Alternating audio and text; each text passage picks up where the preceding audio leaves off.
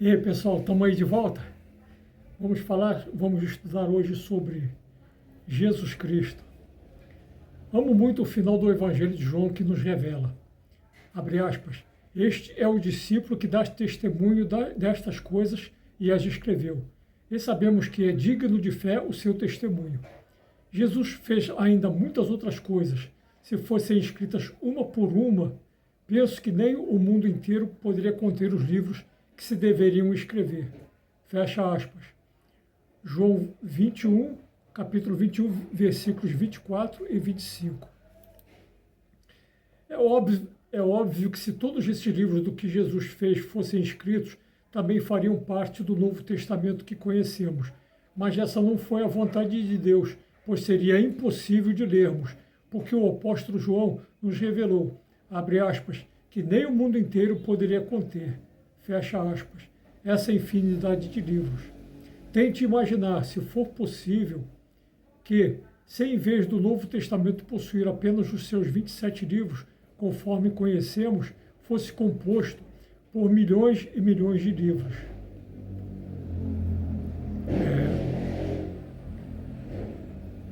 Essa é a vontade de Deus, pois se já foi bastante difícil separar os 27 livros do Novo Testamento dos mais de 90 evangelhos apócrifos escritos nos primeiros séculos da era cristã, imagina se tivesse que selecionar entre milhões de livros. Foi da vontade de Deus que o Novo Testamento fosse composto apenas por 27 livros, pois mesmo assim os hereges se serviram dos 4 evangelhos para disseminarem suas nefastas heresias.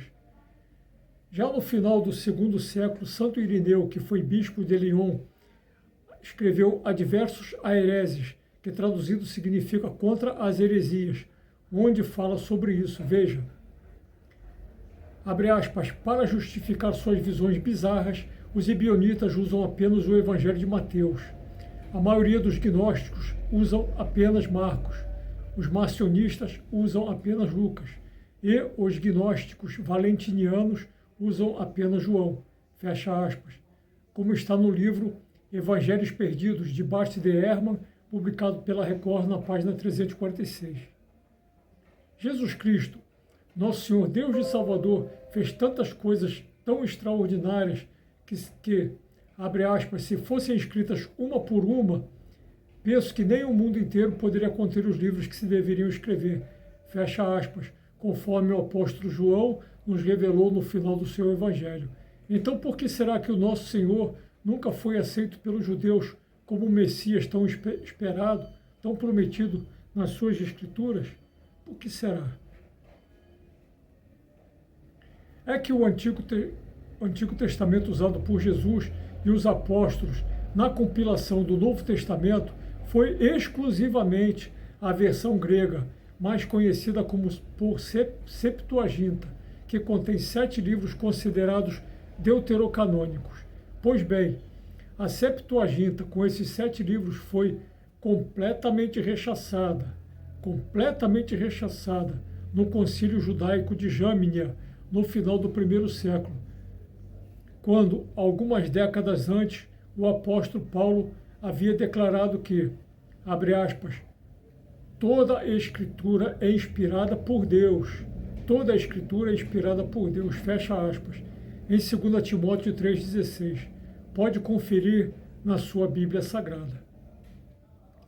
Mas muitos irão dizer que esse concílio de Jamnia teve seus motivos teológicos para repudiar a versão bíblica Septuaginta. Mas nesse mesmíssimo concílio também foi declarado que Jesus Cristo é um falso Messias. É isso mesmo que vocês ouviram. Esse concílio judaico de Jamnia declarou Jesus Cristo um falso Messias. Acredito muito no apóstolo João, quando nos revela que tudo que Jesus fez não poderia ser contido em todos os livros do mundo, pois tem um vídeo no YouTube intitulado Escolher o Céu ou o Inferno, com 22 minutos de duração, revelando que entre a morte e a ressurreição, Jesus Cristo destruiu o inferno e Satanás, libertando todos os seres humanos que estavam sendo supliciados. Nesse vídeo, Escolher o Céu ou o Inferno, provo, através de uma vastíssima e idônea bibliografia, essa estupenda realidade. Jesus fez tantas e tão extraordinárias coisas que nem todos os livros do mundo poderiam conter, mas muita coisa foi ocultada ou manipulada pela igreja durante séculos, ao ponto da grande maioria das pessoas acreditarem, hoje em dia, que Jesus não morreu por todos, mas somente por uma minoria privilegiada. Entretanto, isso é uma nefasta heresia jansenista. Veja. Abre aspas. A teologia da graça jansenista, sustentada sobretudo por Antoine Arnauld, na França, e Pasquier Kesdel, nos Países Baixos, implicava que Cristo não havia morrido por toda a espécie humana. O que forçou Inocêncio X, em 1653, a aceitar tacitamente a disponibilidade da salvação para os não crentes, fecha aspas. Exatamente como está na obra O Livro de Ouro dos Papas, escrito pelo famoso historiador britânico Paul Johnson e publicado em 2003 pela Ede Ouro, no início da página 213. E, 20 páginas depois, no final da página 233, confirma que, abre aspas, Inocêncio X asseverou, de fato, que Cristo morrera, não só pelos predestinados, mas pela espécie humana como um todo. Vou repetir para vocês ouvirem. Mas pela espécie humana como um todo. Fecha aspas. Se esse Papa Inocêncio X afirmou isso, por que será que tantos católicos continuam acreditando que somente uma pequena minoria irá se salvar? Por quê?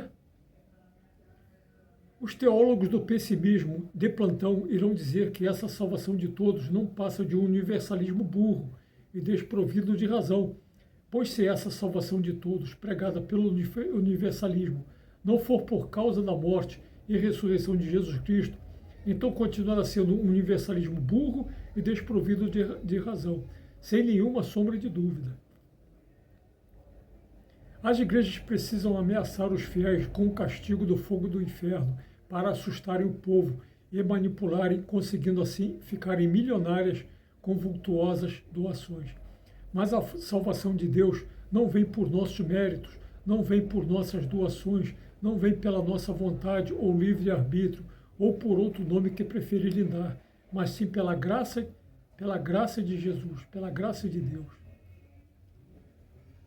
Abre aspas, Orígenes de Alexandria, o maior estudioso da Igreja Antiga, fecha aspas, nos revelou isso, como está no meio da página 140 do livro Conhecendo os Pais da Igreja, de Brian M. Litfin, publicado em 2015 pela editora Vida Nova. Mas todos os escritos de Orígenes foram vergonhosamente boicotados, rechaçados no nefasto concílio de Constantinopla II, ocorrido no ano 553. Tenho um vídeo no YouTube intitulado Os Bastidores do Concílio de 553 DC, onde explico detalhadamente tudo o que aconteceu nesse vergonhoso concílio.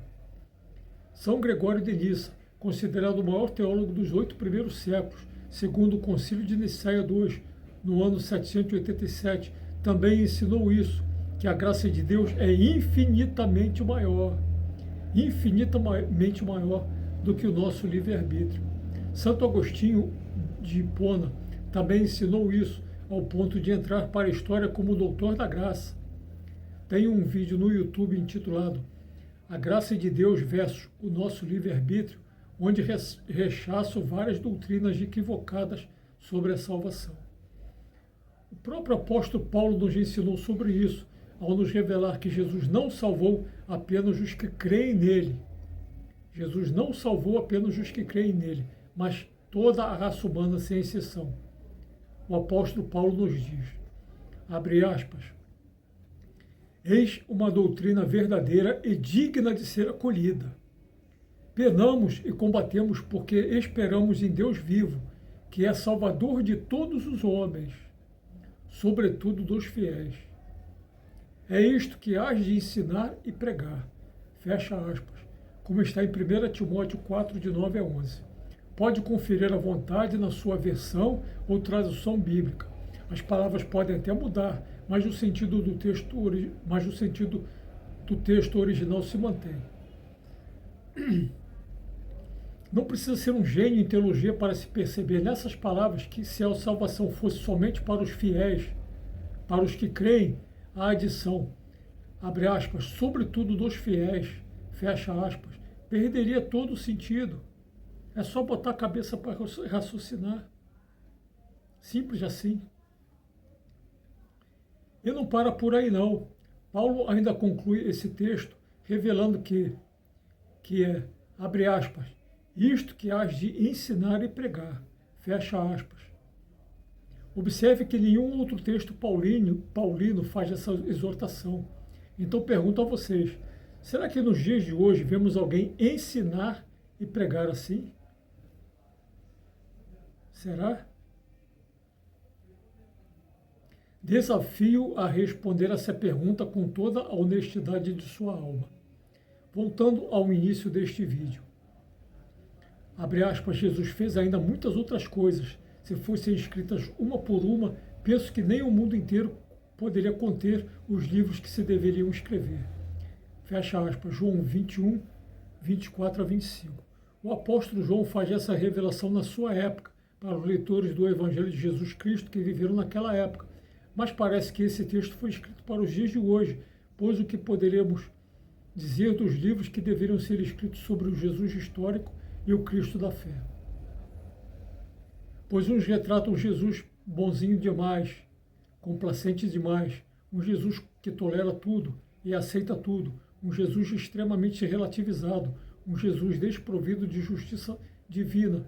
Outros pregam desde os primórdios do cristianismo que Jesus apenas tinha uma aparência de homem, como os gnósticos. Outros pregam de porta em porta, de casa em casa, faça sol ou faça chuva, de que Jesus não é Deus, como os ebionitas, como os judeus, os testemunhas de Jeová e os islâmicos. Não importa de que forma retratem Jesus, como inúmeros blasfemos fazem nos dias de hoje, pois Jesus será sempre o mesmo, ontem, hoje e eternamente, nosso Senhor, Deus e Salvador. Por mais que os ateus e os blasfemos pintem Jesus com as cores mais absurdas e hereges, Jesus jamais irá mudar, pois nenhum outro personagem em toda a história universal inspirou tantos artistas, tantos carismas, tantas polêmicas, tantos historiadores, tantos escritores e tanto fascínio quanto Jesus Cristo, nosso Senhor, Deus e Salvador. Veja, abre aspas, somente neste século foram escritos mais de 60 mil livros sobre Jesus, fecha aspas, como está no livro O Julgamento de Jesus, o Nazareno, de Rain Cohn, editora Imago, 1990, na página 9.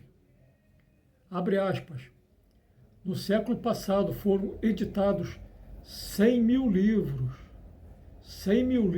sobre Jesus, em média 1.000 a cada ano, fecha aspas, como está no livro A Pesquisa do Jesus Histórico, de Giuseppe Segala, editora Loyola, 2013, no início da página 31. Abre aspas, um mestre da Universidade de Chicago calcula que mais tem sido escrito acerca de Jesus nos últimos 20 anos do que nos 19 séculos anteriores. Fecha aspas. Como está no livro O Jesus que eu nunca conheci, publicado em 1998 pela editora Vida, no meio da página 19, né? O autor desse livro, Philip Yancey, faz 3 revelações surpreendentes nesse livro. A primeira é que ele profetiza a destruição das Torres Gêmeas, 3 anos antes de acontecer. 3 anos antes de acontecer, pois o livro foi publicado em 1998 e as Torres Gêmeas foram destruídas em 11 de setembro de 2001.